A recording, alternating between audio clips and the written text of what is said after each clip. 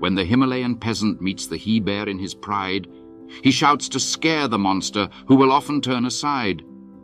But the she-bear thus accosted rends the peasant tooth and nail. For the female of the species is more deadly than the male. When Nag the basking cobra hears the careless foot of man, he will sometimes wriggle sideways and avoid it if he can. But his mate makes no such motion where she camps beside the trail. For the female of the species is more deadly than the male. When the early Jesuit fathers preached to Hurons and Choctaws, they prayed to be delivered from the vengeance of the squaws. 'Twas the women, not the warriors, turned those stark enthusiasts pale. For the female of the species is more deadly than the male. Man's timid heart is bursting with the things he must not say. For the woman that God gave him isn't his to give away. But when hunter meets with husbands, each confirms the other's tale. The female of the species is more deadly than the male. Man, a bear in most relations, worm and savage otherwise. Man propounds negotiations, man accepts the compromise.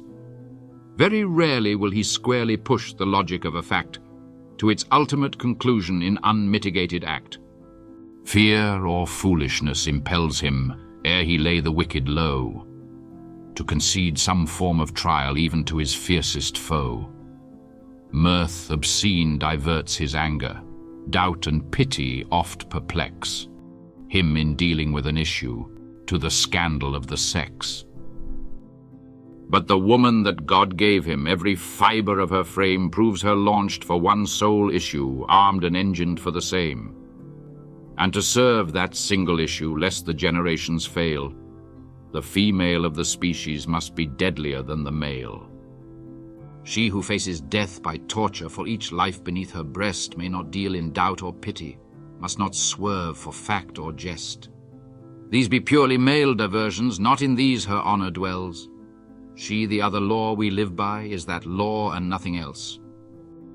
She can bring no more to living than the powers that make her great as the mother of the infant and the mistress of the mate.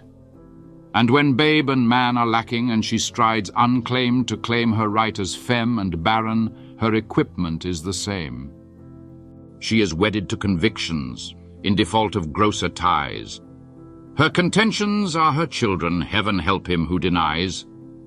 He will meet no suave discussion, but the instant, white-hot, wild, wakened female of the species, warring as for spouse and child. Unprovoked and awful charges, even so the she-bear fights, speech that drips, corrodes and poisons, even so the cobra bites, scientific vivisection of one nerve till it is raw, and the victim writhes in anguish like the Jesuit with the squaw. So it comes that man, the coward, when he gathers to confer with his fellow braves in council, dare not leave a place for her where, at war with life and conscience, he uplifts his erring hands to some god of abstract justice, which no woman understands. And man knows it, knows, moreover, that the woman that God gave him must command but may not govern, shall enthrall but not enslave him. And she knows, because she warns him, and her instincts never fail, that the female of her species is more deadly than the male.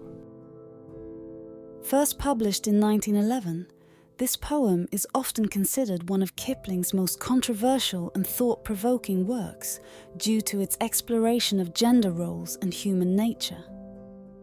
It was penned during a time of great social and political change, when the women's suffrage movement was gaining momentum in the United Kingdom and other parts of the world.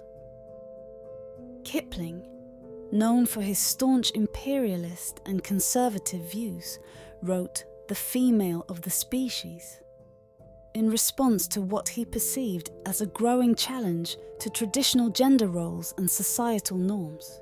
It's important to note that Kipling's views on gender were rooted in the values and beliefs of his time, and his portrayal of women in the poem reflects the prevailing attitudes of the early 20th century. The poem remains a topic of discussion and analysis for its exploration of gender roles, the duality of human nature, and the ways in which society perceives and constructs gender differences. Despite its controversy, The Female of the Species is still studied and debated as a notable work within Kipling's body of literature.